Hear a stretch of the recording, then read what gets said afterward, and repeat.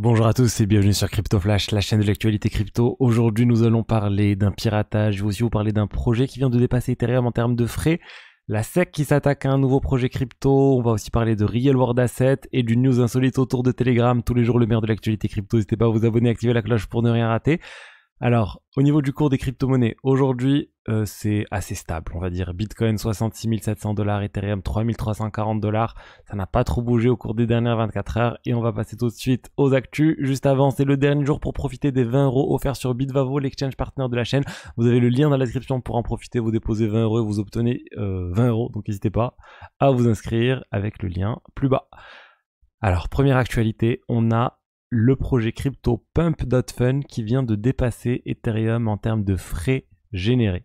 C'est assez énorme. Pump.Fun, je rappelle, c'est un projet sur la blockchain Solana qui permet de lancer des memecoins. C'est utilisé par plein de personnes. On en voit vraiment tout le temps des nouveaux memecoins qui sont lancés. Et là, sur les dernières 24 heures, ça a généré 867 000 $ de frais au-dessus de ce que le projet Ethereum a généré. Tout le projet Ethereum avec les frais de gaz, 844 000 $. Le bot Telegram Trojan a aussi généré 673 000 $, Lido 282 000 $. C'est pas parfait comme indication, mais c'est quelque chose qui ne peut pas être faké, on peut pas tricher sur les frais qui sont générés. Il y a vraiment des gens qui ont dépensé quasiment 1 million de dollars pour acheter, vendre et lancer des memecoins sur Pump.Fun. Donc ça montre encore l'enthousiasme autour de ce qui arrive sur Solana en ce moment. Pas mal de nouveaux projets qui attirent des utilisateurs. Donc là, quoi qu'on en dise, il y a vraiment de l'argent qui est généré par ces projets. Il y a des gens qui sont en train d'acheter et de vendre des memecoins. Et donc voilà, bravo à Solana. On va voir si ça va rester dans la durée comme ça. Alors moi je pense pas que ça va rester. Et de toute façon c'est pas réellement comparable. Une blockchain de niveau 1 et un projet de niveau 2. Et même pas, c'est même pas un projet de niveau 2, c'est une application sur une blockchain niveau 1. Mais c'est tout de même intéressant de voir ça. Ensuite, on a eu un piratage sur la blockchain Terra.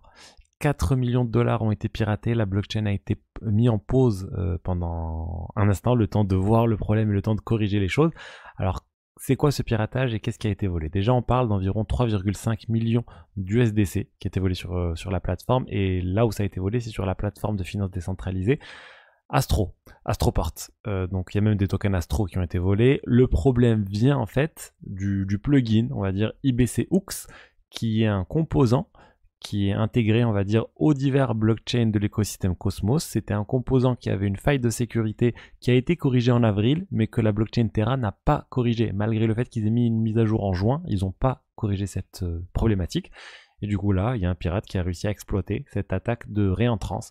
Donc c'est une attaque classique dans la blockchain.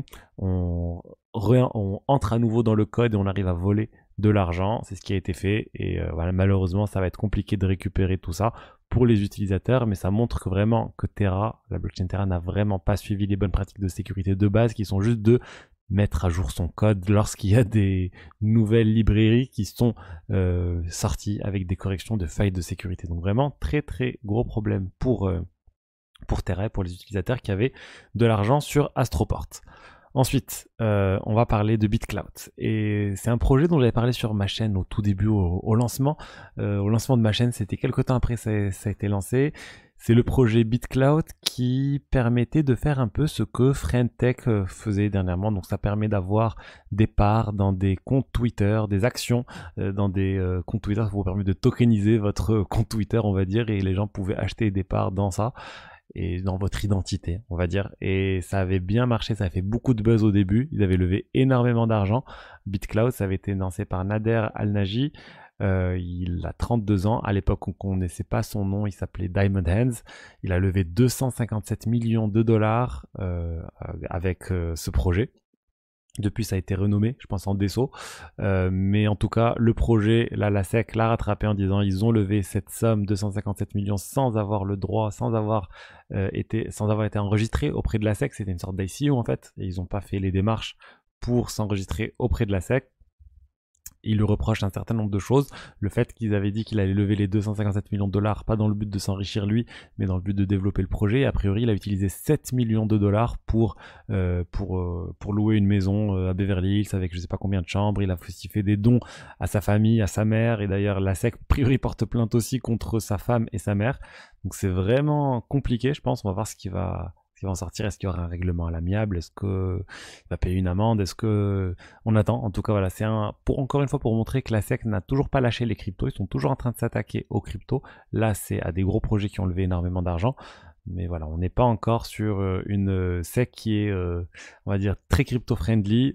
Ça, pour moi, il faudra attendre le départ de Gary Gensler. Et derrière le départ de Gary Gensler, je vous avais fait une vidéo où je vous disais que Trump avait annoncé qu'il comptait licencier Gary Gensler si jamais il arrivait à la Maison Blanche. Mais il faut savoir qu'il n'a pas le pouvoir de faire ça. Trump ne peut pas licencier, ou n'importe quel, le président des États-Unis n'a pas le droit de licencier un patron de la SEC. Il peut, le patron de la SEC, donc Gary Gensler, aura le droit de terminer son mandat jusqu'en 2026.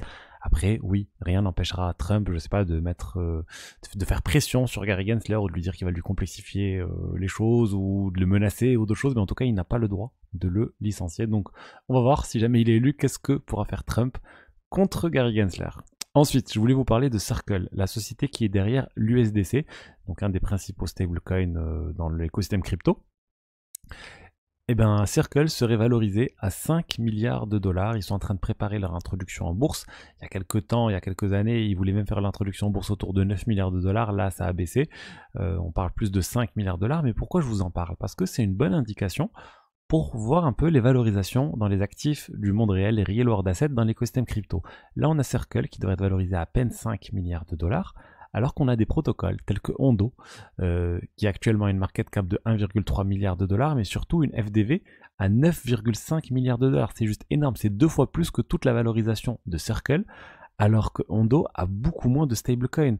Ils ont 300 millions de dollars au niveau de leur USDI, ils ont 230 millions de dollars autour de leur bon du trésor tokenisé, donc moins d'1 milliard de dollars autour d'un seul stablecoin, alors que Circle, ils ont beaucoup plus. Juste avec un seul stablecoin, ils ont 33 milliards de dollars qui génèrent énormément de rendement grâce au fait qu'ils achètent des bons du trésor. Donc quand on voit juste ça comme ça, on se dit c'est quand même peut-être survalorisé Ondo à l'heure actuelle. Mais bon, après, on a souvent vu ce type de choses. L'écosystème crypto, il valorise certaines choses de manière démesurée. On peut voir le Dogecoin par exemple, 18 milliards de dollars pour un même coin. Il n'y a rien de comparable dans le monde réel. Donc il y a une sorte de premium quand on est dans l'écosystème crypto. Et c'est ce que c'est ce que je constate pour moi avec Ondo. Et pour finir, je vous ai dit une news assez insolite autour de Telegram. Ça nous vient en fait du CEO de Telegram, du fondateur de Telegram, Pavel Durov, qui a annoncé dans un message qu'il avait plus de 100 enfants. Il a eu plus de 100 enfants biologiques. Pourquoi? Parce qu'il a fait un don de sperme dans une clinique pour aider un ami a priori. Et depuis, ils ont continué de garder, je pense qu'il a dû faire plusieurs dons. Et là, il vient de dépasser 100 enfants en l'espace de 15 ans. C'est juste énorme. Ça m'a rappelé moi personnellement la série documentaire sur Netflix L'homme aux 1000 enfants, qui raconte une histoire un peu similaire, mais quelqu'un qui aurait beaucoup plus d'enfants et qui aurait fraudé. A priori là on n'a pas de fraude sur Pavel Durov sur le sujet qu'il n'avait pas le droit de faire ça. Disons qu'il y a des réglementations par pays normalement, le nombre d'enfants maximum, mais si c'est divisé et envoyé sur plein de pays, pour moi ça pourrait ne pas poser problème. Donc voilà ce que je voulais vous dire aujourd'hui sur les diverses actualités crypto. J'espère que le contenu vous a plu. Si c'est le cas, n'hésitez pas à liker, commenter, vous abonner. Et je vous dis à demain pour la suite. Allez, au revoir.